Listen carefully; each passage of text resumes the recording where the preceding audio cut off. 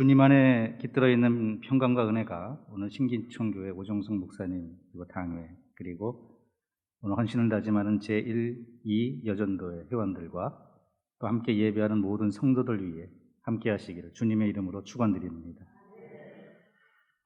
차를 타고 가다 보면은 특별히 자고용을 운전하다 보면은 자녀들과 함께 갈 때가 있습니다. 이제 자녀들이 차를 타고 가면은 심심해하죠. 그래서 여러 가지 동화가 들어있는 테이프를 들려주던 적이 있었습니다. 그런데 이것이 익숙해지다 보면은 타고 가는 어른들이 더 그 이야기에 감동을 받고 재미있어하는 경우가 참 많이 있습니다.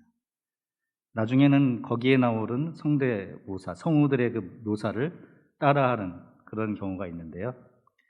그렇게 들려지는 세상의 이야기 중에 가장 재미있는 이야기는 아마도 보물 찾는 이야기가 아닐까 싶습니다. 어려움을 당하는 주인공이 뜻하지 않은 보물을 만나서 모든 것들을 해결한다는, 행복하게 된다는 그런 이야기가 참 재미있다라는 그런 생각을 하게 됩니다. 그 옛날 예수님께서 사시던 때 사람들도 마찬가지였을 것입니다. 예수님께서 특별히 세상 사람들에게 복음을 전하지 않으셨습니까? 그런데 하나님 나라와 복음 전할 때 시큰둥한 반응을 보이던 사람들이 귀가 뜨이고 눈이 번쩍 뜨이고 그리고 주목하는 경우가 몇 군데 있었으리라 생각을 합니다. 그것이 언제냐 하면 밭에 감추인 보화 이야기를 해주셨을 때, 값진 진주 이야기를 해주셨을 때만큼은 귀도 쫑긋 눈도 반짝 예수님을 바라보지 않았을까 생각해 보니까 절로 미소가 나옵니다. 가만히 돌이켜보면 우리들의 삶 가운데서 보물 찾기는 설레임 그 자체이기도 했습니다. 아마 여기 계신 분들 학창시절 때 아마도 다들 소풍은 가보셨겠죠? 소풍의 하이라이트가 무엇입니까? 단연 보물 찾기지요. 지금처럼 우리 주위에 있는 땅들이 다 아스팔트와 시멘트로 포장되기 전 산과 들로 다니면서 여러분들 무엇을 하셨습니까? 어느 바위 밑 혹은 나무 주위로 혹시 보물이 숨겨져 있지 않을까 하는 재미있는 상상을 하기도 했습니다. 그러한 심정으로 오늘 말씀을 묵상해 보면 이전과는 또 다른 말씀의 맛을 느낄 수 있습니다. 어떤 사람이 밭에 감추인 보화를 우연히 밭을 갈다가 발견합니다.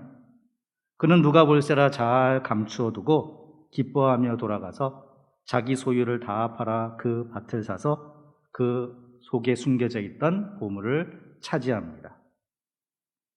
또 어떤 장사꾼은 세상을 돌아다니면서 좋은 진주를 구하고 다녔습니다. 그런 어느 날 지금까지 본 것 중에서 가장 값진 진주 하나를 발견합니다. 그는 이 진주를 가지지 않아도 넉넉했고 풍족했지만 그 하나를 소유하려는 소망 한 가지 때문에 자신의 모든 소유를 팔아 그 진주를 삽니다. 밭에 감추인 보화 이야기와 진주 이야기를 살펴보면 우리에게 약속된 하나님의 나라가 어떤 곳인지 깨달을 수 있습니다. 먼저 하나님의 나라는 너무나 값지고 귀한 것입니다. 그래서 하나님 나라를 발견한 순간 모든 것을 다 바쳐서라도 꼭 가져야 하겠다는 소망을 가지게 되는 것입니다. 그런데 하나님 나라는 쉽게 눈에 띄지 않습니다. 밭에 감추어져서 아무도 모르게 숨겨져 있었던 보화처럼 아무나 하나님 나라를 발견할 수 있는 것이 아닙니다. 왜냐하면 하나님 나라는 그 가치를 아는 자에게만 보이기 때문입니다. 극히 값진 진주 하나는 그 가치를 아는 사람의 눈에 띄었습니다. 그래서 하나님 나라는 그것이 얼마나 귀한 것인지를 아는 자만이 그것을 얻기 위해 노력하는 것입니다. 오늘 말씀에서 다음으로 우리가 바라보아야 할 것은 값진 진주와 밭에 감추인 보화를 얻기 위해 자기의 모든 것을 다 팔았다는 데 있습니다. 하나님 나라가 얼마나 좋은지를 아는 사람은 그것을 얻기 위해 지금까지 자기가 가장 소중하게 여기고 있던 모든 것을 그것과 바꾸더라도 전혀 아까운 줄 모른다는 것입니다. 하나님 나라는 그만큼 가치가 있습니다. 구원은 세상의 어떤 것보다 가치가 있는 것입니다. 하지만 인생을 다 바치지 않고는 우리는 그것을 얻을 수 없습니다. 그것이 하나님의 나라 그리고 영생입니다. 이 값진 보화는 우리에게 어느 때나 자신을 드러내는 것이 아닙니다. 어쩌면 우리의 인생 중에 이 보화를 가질 수 있는 기회는 단 한 번뿐일 수도 있습니다. 밭에 감추인 보화이든 세상의 값진 진주이든 그것을 자신의 것으로 만들 기회는 딱 한 번뿐일 수도 있습니다. 그 가치를 알고 있는 자, 밭에 보물이 감추어져 있다는 사실이 다른 사람에게 알려지는 순간 더 이상 그것은 나의 것이 되지 않을 수도 있다는 말입니다. 그렇기 때문에 우리는 깨어 있어야 합니다. 왜냐하면 그것을 발견한 자가 그것을 가질 것이기 때문입니다. 그러므로 이 값진 보화를 발견했다는 것은 하나님의 은혜가 어떤 것인지 깨닫게 해줍니다. 하나님 나라는 우리에게 하나님의 은혜로 알려진 것입니다. 우리가 잘나서 능력이 있어서 하나님의 나라를 우리의 소유로 만든 것이 아니라 하나님의 은혜 때문에 하나님께서 보여주셨기 때문에 우리를 인도해 주셨기 때문에 우리는 이 값진 보물을 얻게 된 것입니다. 누구나 찾을 가능성이 있지만 실제로 그 가치를 깨닫고 우리의 인생 전체를 다 바쳐서라도 꼭 얻어내야 할 것이라는 사실을 아는 사람은 이 세상에 그리 많지 않습니다. 세상에 많은 사람들이 복음을 듣고 예수 그리스도의 이름을 듣지만 그리고 믿으라는 권면을 받지만 믿는 자가 있고 믿지 못하는 자가 있는 이유는 바로 그런 데 있는 것입니다. 그렇기 때문에 성령의 은혜가 필요합니다. 하나님의 영이 그의 마음을 감동시키셔서 눈을 뜨게 하고 듣게 하고 그리고 깨닫게 하는 자만이 그것을 얻을 수 있기 때문입니다. 사랑하는 성도 여러분, 기회가 딱 한 번뿐이었다는 사실에 주목하시기 바랍니다. 예수님은 우리에게 이 기회를 놓치지 말라 하십니다. 단 한 가지에 집중하라 하십니다. 오직 하나님 나라에만 온 정신을 쏟고 주목하는 자에게 이 보화는 주어질 것입니다. 이 세상은 우리의 마음을 한 가지로 집중하지 못하도록 방해하곤 합니다. 돈, 명예, 권세 등 사람들은 언젠가 사라지고 없어질 헛된 것을 잡으려고 동분서주합니다. 매일의 촉각이 세상의 재물에 가 있고 이를 얻기 위해서는 그 어떤 희생이라도 치르겠다는 각오를 새롭게 합니다. 이것도 가져야 하고 저것도 내 것이어야 합니다. 만약 가지지 못하면 불안해합니다. 왜냐하면 한 가지를 가지지 못하는 것이 모든 것을 잃는 것이라 생각하기 때문입니다. 그렇게 소유에 집착하면서 가장 소중한 가치들을 잃어버리고 사는 것이 우리가 살아가는 세상입니다. 그런데 주님께서 이러한 우리들을 향해서 한마디 말씀을 해주십니다. 가장 가난해져야 가장 큰 부자가 될 수 있다. 가장 가난해져야 가장 큰 부자가 될 수 있다. 여기서 가난이라는 것은 물질적으로 부족한 것을 의미하는 것이 아니라 우리가 구원받기 위해서는 우리에게 필요 없는 것은 과감하게 포기해야 한다는 의미를 가지고 있습니다. 그 무엇과도 견줄 수 없는 유일한 보화를 얻기 위해서는 무척 가난해져야 하는데 이를 위해서 우리는 우리 자신이 지금까지 쫓아왔던 것, 예수님을 우선시하지 않고 세상을 우선시하면서 쫓아갔던 것, 그 모든 것을 포기하고 희생해야 한다는 것입니다. 그것이 하나님의 은혜를 나의 것으로 만들 수 있는 방법입니다. 놀랍게도 그렇게 포기하고 얻은 천국을 가진 자는 더 이상 불안해하지 않습니다. 걱정하지 않습니다. 세상에 그 어떤 것을 가지지 못해서 안달하지 않습니다. 아니, 오히려 그런 것은 남에게 주어버립니다. 왜냐하면 그에게는 이미 세상이 가지지 못한 가장 값진 보물이 있기 때문입니다. 사랑하는 성도 여러분, 이것이 하나님 나라입니다. 이 하나님 나라는 다른 데 있지 않습니다. 우리의 삶 속에 있습니다. 매일매일 삶 가운데서 하나님께서 같이 있다 하시는 것들 가운데서 그 영롱한 빛을 발하고 있습니다. 밭에 감추인 보화를 발견한 사람이나 값진 진주를 자기 것으로 만든 상인이 무엇을 하다가 그런 행운을 맞이하였는지 주목해 보십시오. 밭에 감추인 보화를 발견한 사람은 그의 삶을 이어가기 위해 열심히 밭을 일구다가 보물을 발견했습니다.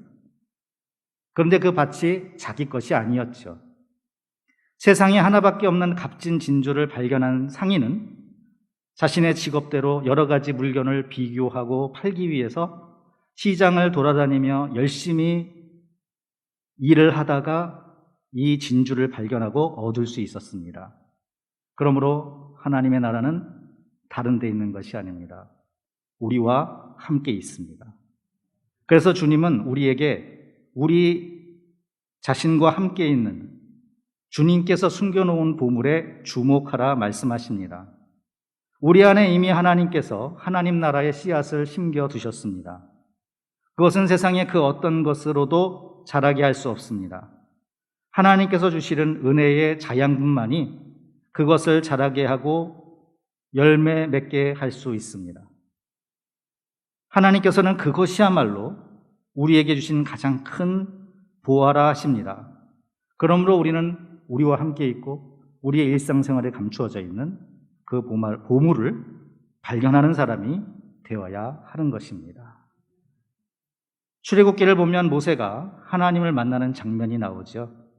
모든 것을 잃어버리고 한낱 양치른 목자로 인생의 대부분을 허비해버린 모세에게 하나님은 어느 날 호렙산 떨기나무 가운데서 나타나셔서 모세를 부르십니다. 하나님은 모세를 부르시면서 이렇게 말씀하십니다. 이리로 가까이 오지 말아라. 내가 서 있는 곳은 거룩한 땅이니 너는 신을 벗어라. 이렇게 말씀하신 곳이 어디입니까? 그곳은 모세에게 전혀 낯선 곳이 아니었습니다. 모세가 양을 치면서 지금까지 수백 번은 왔다 갔다 했던 곳이었습니다. 광야에서 수십 년을 살았던 모세에게 있어서 그곳은 한마디로 말해서 일상생활의 한 부분이었습니다. 그런데 하나님은 그곳이 바로 거룩한 땅이라 하십니다. 왜냐하면 하나님이 계시기 때문입니다. 이 말씀을 통해서 하나님은 우리에게 이 사실을 깨우쳐 주십니다. 내 발이 지금 서 있는 곳, 지금까지 내가 살아온 곳, 그곳이 바로 내가 너와 함께 있는 곳이다.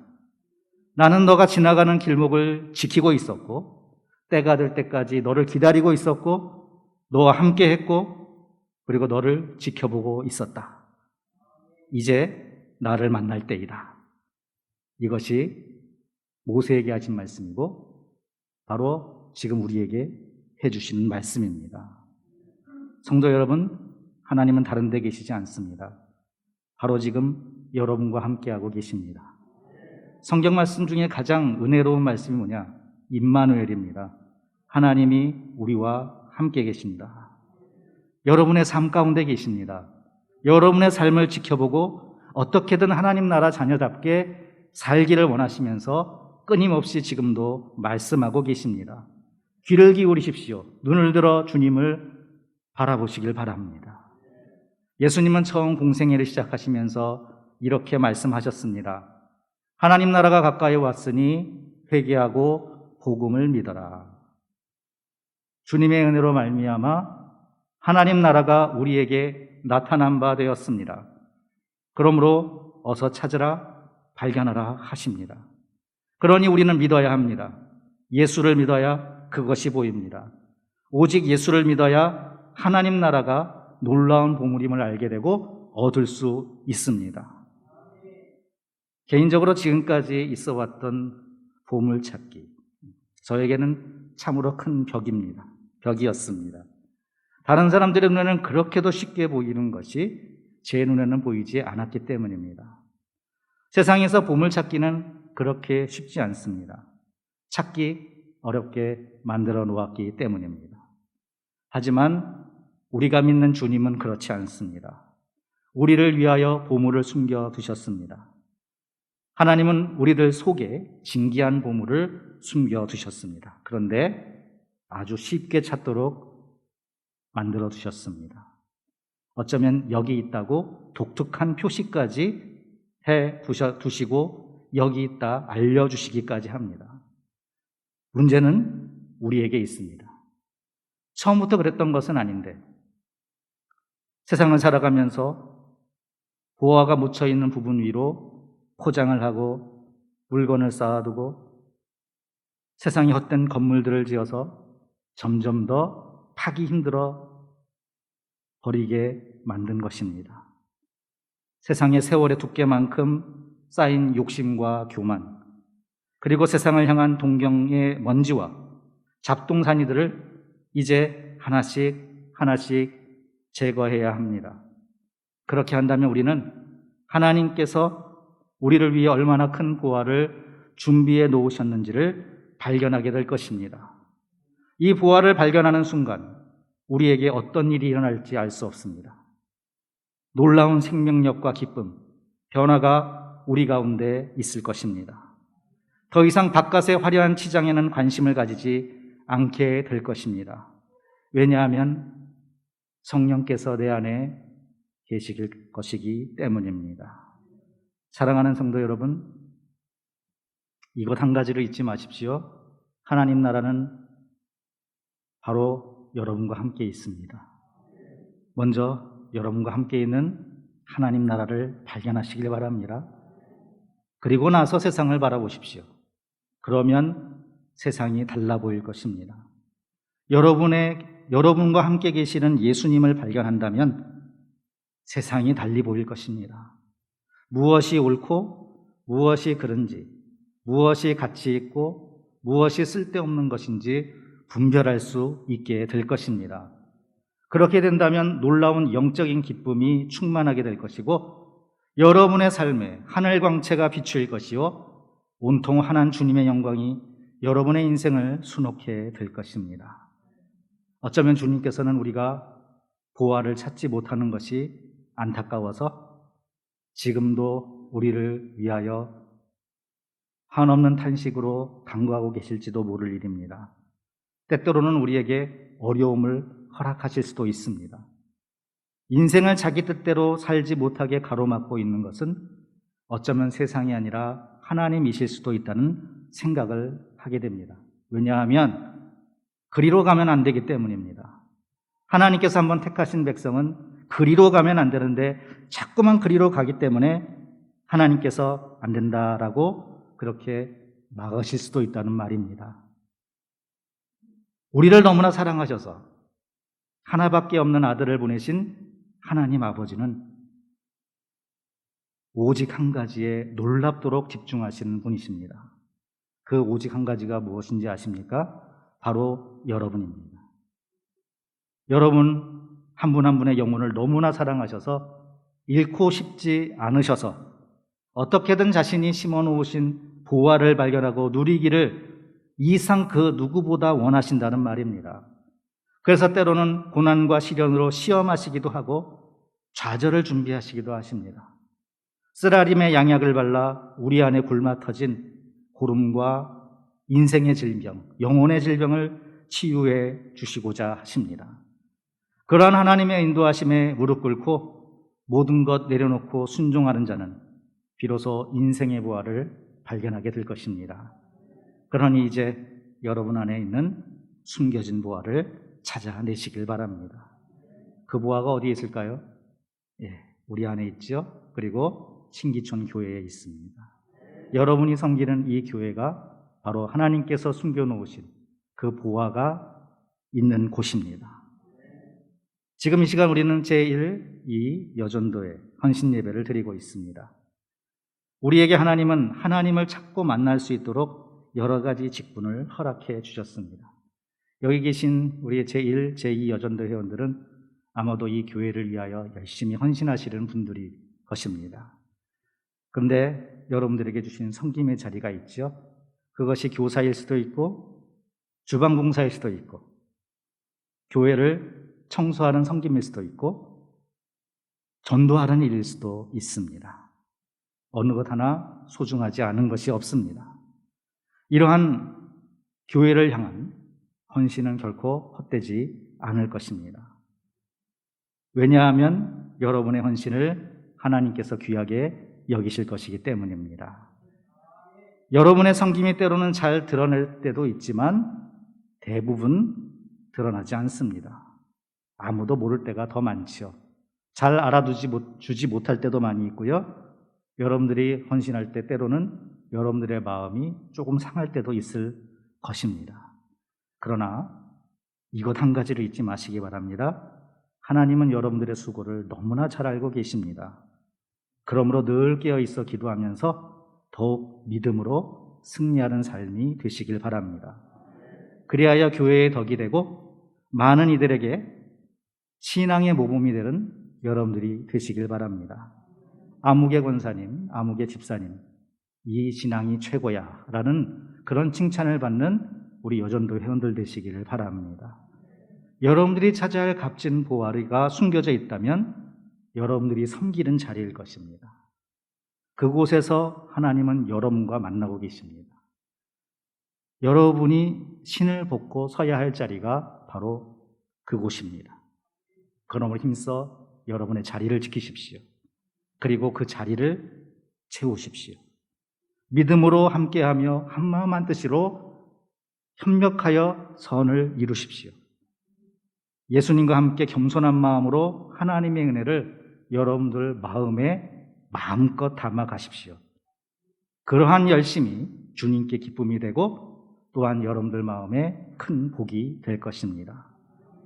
고린도전서 16장 17절, 18절 말씀을 보면 15절부터 18절까지의 말씀 보면 이렇게 말씀하고 있습니다. 형제들아, 스데바나의 집은 곧 아가야의 첫 열매요 또 성도 섬기기로 작정한 줄을 너희가 아는지라. 내가 너희를 권하노니 이 같은 사람들과 함께 일하며 수고하는 모든 사람에게 순종하라. 내가 스데바나와 부드나도와 아가이고가 온 것을 기뻐하노니 그들이 너희의 부족한 것을 채웠습니다. 그들이 나와 너희 마음을 시원하게 하였으니 그러므로 너희는 이런 사람들을 알아주라. 아멘. 신기촌 교회에 시원하게 하는 마음을 주는 사람, 많은 사람들의 칭찬을 받는 사람, 부족한 것을 채워주는 여전도회, 그곳이 바로 제1, 제2 여전도회가 될 수 있기를 주님의 이름으로 축원드립니다. 이 말씀 속에 담겨진 사도 바울의 권면이 오늘 헌신을 다짐하는 우리 여전도 회원들뿐만 아니라 여기 함께 모여 예배하는 우리 모든 성도들에게도 동일하게 이루어지기를 주님의 이름으로 축원드립니다. 이 시간 함께하고 있는 이곳 신기촌 교회 위에 앞으로도 계속해서 큰 은혜의 소식이 가득하시기를 바랍니다. 또한 여러분이 드리는 헌신과 믿음을 지키려는 노력하는 삶이 하나님께 연락되시기를 바랍니다. 하나님께서 여러분에게 준비해 놓으신 복을 온전히 누리기에 영육의 강건함이 있기를 바랍니다. 주님이 숨겨놓은 보화를 찾아가는, 그리고 영원한 은혜의 생명샘이 놀랍도록 솟아나는 신기촌 교회 되기를, 그리고 그 은혜를 여러분들 것으로 받아 누리고 복되게 살아가는 우리 모든 성도들 되시기를 주님의 이름으로 축원드립니다. 기도드리겠습니다.